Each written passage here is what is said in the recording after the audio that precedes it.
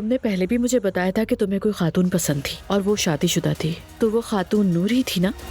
जो कुछ भी हुआ है उसकी सारी जिम्मेदारी मेरी है। अब्दुल्ला साहब। ज़ैनब अब्दुल्ला साहब, साहब अब जा रहे हैं। बेटी बहुत हो गया, हमने बहुत कॉलें कर ली। मैंने कई घटिया मैसेजेस भेजे हैं। अम्मी ये फोन मुझे दे दे ताकि पुलिस स्टेशन जाने से पहले इसे समंदर में फेंक दूं। मेरा पोता जिसका नाम मेरे ही नाम पर रखा गया है, उसके आज 1.25 महीने की दावत है और मुझे ही बताने की जहमत नहीं की किसी ने।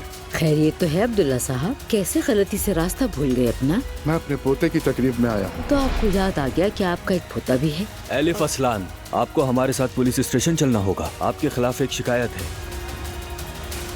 हमारे पास मौत की धमकियां और ब्लैकमेलिंग के तहरीरी मैसेज मौजूद है। मैं यहाँ से कॉल कर सकती हूँ? एलिफ असलान आपसे कोई मुलाकात करने आई है। या अल्लाह, बस कोई अपना ही हो मेरा। अब्दुल्ला तो खुद नहीं आ सके, उन्होंने मुझे भेजा है। जिसे तुमने फोन किया वो नहीं आ सका।